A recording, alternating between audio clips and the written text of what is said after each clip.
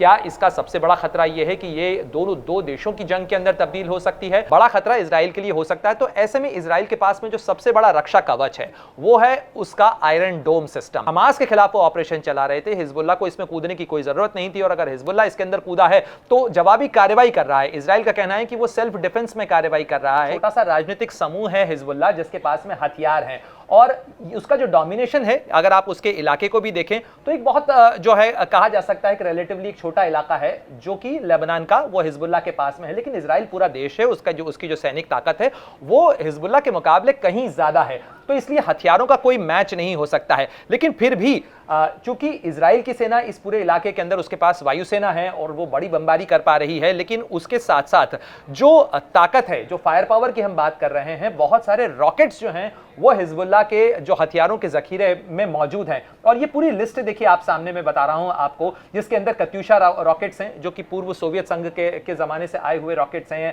इसके अलावा फज्र 3, फज्र 5, खैबर 1 है ना, इसके अलावा कदीर 1, ये तमाम रॉकेट जिनका इस्तेमाल अभी किया है और जिसका आप जिक्र कर रही हैं कि अभी फिलहाल सबसे ज्यादा जो चर्चा में हो रही है वो है फादी 1 और फादी 2।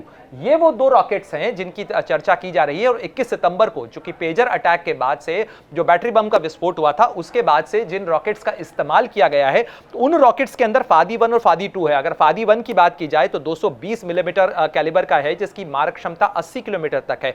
साथ ही 6 मीटर का ये पूरा रॉकेट होता है जो कि करीब करीब 80 किलो से ज्यादा का विस्फोटक ले जा सकता है। साथ ही जो फादी 2 है वो 302 मिलीमीटर का है, करीब करीब 100 किलोमीटर तक ये वार कर सकता है। इजराइल काफी घना बसा हुआ है और इजराइल के अंदर 100 किलोमीटर का मतलब, अगर हिजबुल्लाह की तरफ से रॉकेट दागे जाते हैं 100 किलोमीटर का मतलब है कि वो आसानी से तेल अवीव तक पहुंच सकते हैं। तो ऐसे में बड़ा खतरा इजराइल के लिए हो सकता है। तो ऐसे में इजराइल के पास में जो सबसे बड़ा रक्षा कवच है वो है उसका आयरन डोम सिस्टम।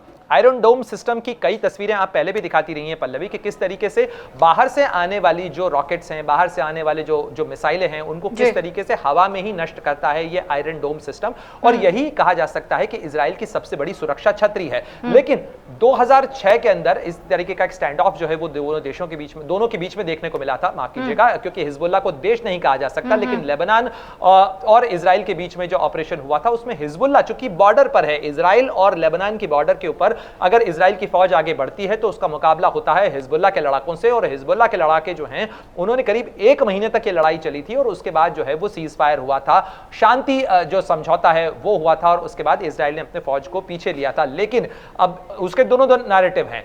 हिजबुल्लाह की तरफ से कहा जाता है कि हमने इजराइल को एक तरीके से जो है परास्त कर दिया, हमने इजराइल को आगे बढ़ने से रोक दिया। इजराइल जो कि इतना ताकतवर देश है उसको हमने आगे नहीं बढ़ने दिया, तो ये हमारी कामयाबी है। जबकि इजराइल की तरफ से कहा जाता है कि इजराइल और हिजबुल्लाह का तो कोई मैच ही नहीं है, केवल अपने संयम के लिए इजराइल जो है वो बड़ा ऑपरेशन नहीं कर रहा है। लेकिन अब जो कुछ हो रहा है, अब ऐसा लग रहा है कि हमास को खत्म करने या हमास को जो है वो काफी हद तक उसको कमजोर कर देने के बाद अब जो इजरायली तोपें हैं उनका मुंह हिजबुल्लाह की तरफ है। और हिजबुल्लाह की तरफ से जिस तरीके के ऑपरेशंस आए, तो अब एक रिटेलिएटरी ऑपरेशन इस समय बड़े पैमाने पर इस समय इजराइल की फौज चला रही है। अब बड़ा सवाल यह खड़ा होता है कि अगर ये लड़ाई नहीं रुकती है तो ये कितने बड़े इलाके के अंदर फैल सकती है।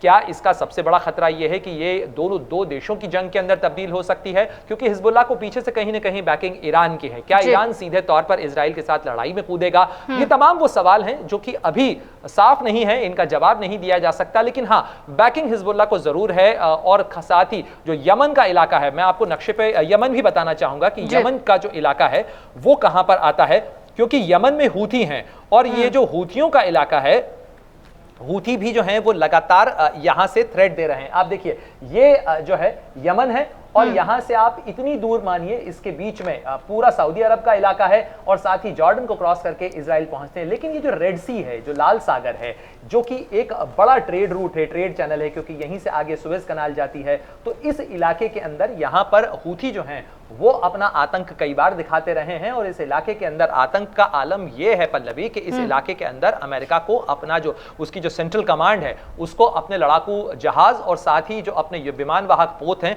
वो तैनात करने पड़े हैं। जी। अच्छा प्रणय, चूंकि हम आप मैप्स के जरिए ये समझाने की कोशिश कर भी रहे हैं कि कहाँ कौन कौन से ऐसे टारगेट्स हैं लेबनान की जहाँ पर इजराइल की इस वक्त नज़र है। आपने ये भी बताया कि अभी आने वाले दिनों में क्या कुछ उम्मीदें हैं, क्या हो सकता है अगर ये वॉर नहीं रुका तो।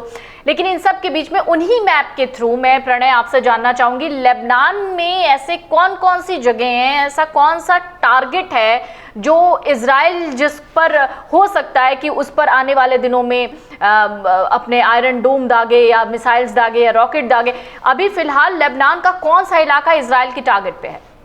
देखिए, अगर हम इलाके की बात करें, जैसा मैं आपको बता भी रहा हूं लगातार, आप ये देखिए, ये जो डॉट्स हमें दिख रहे हैं सबसे ज्यादा, ये ब्लू डॉट्स की अगर हम बात करें तो ये वो इलाका है जो कि लेबनान का दक्षिणी इलाका है, और साथ ही इसी इलाके के अंदर सबसे ज्यादा कंसंट्रेशन इस समय देखने को मिल रहा है इजराइल की एयर स्ट्राइक्स का।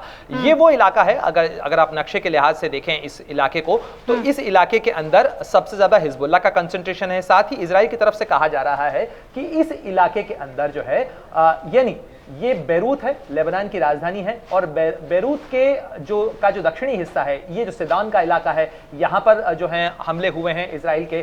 साथ ही जो सिदोन का जो इलाका है, यहाँ पे तायर का इलाका, साथ ही जो हाइफा का इलाका है, यहाँ पर हिजबुल्लाह की तरफ से जो है वो रॉकेट दागे गए हैं। तो ये सबसे ज्यादा प्रभावित इलाका जो है वो इस समय देखने को मिल रहा है, और इजराइल की तरफ से दावा किया जा रहा है कि वो उन कैपेसिटीज को खत्म कर रहा है, यानी जहां एम्यूनिशन डिपो है, जिन हथियारों की तस्वीरें हम आपको दिखा रहे थे, इन तमाम हथियारों के जखीरों को जहां पे स्टोर करके रखा गया है, इजराइल का कहना है कि वो प्रिसिजन स्ट्राइक कर रहा है। वो सबसे ज्यादा जो हिजबुल्लाह की मिलिट्री कैपेसिटी है, उसकी जो सैनिक क्षमता है, उन्हें खत्म करने की कोशिश कर रहा है। लेकिन हमास की ही तरह हिजबुल्लाह के पास भी अंडरग्राउंड कैपेसिटी है, और जो इमाद 4 कहा जाता है, उसकी जो अंडरग्राउंड कैपेसिटीज हैं, हाल ही में फादी 1 और फादी 2 जो मिसाइलें लॉन्च करने की बात इजराइल हिजबुल्लाह की तरफ से की गई, उसकी तरफ से यह दावा किया गया कि उसने ये जो मिसाइल्स लॉन्च की हैं, जो मिसाइल दागी हैं इजराइल की तरफ, ये दागी गई हैं अंडरग्राउंड फैसिलिटीज से, यानी जमीन के अंदर उन्होंने इस तरीके की मिसाइल कैपेसिटीज बना रखी हैं जो जमीन पर नजर नहीं आती हैं,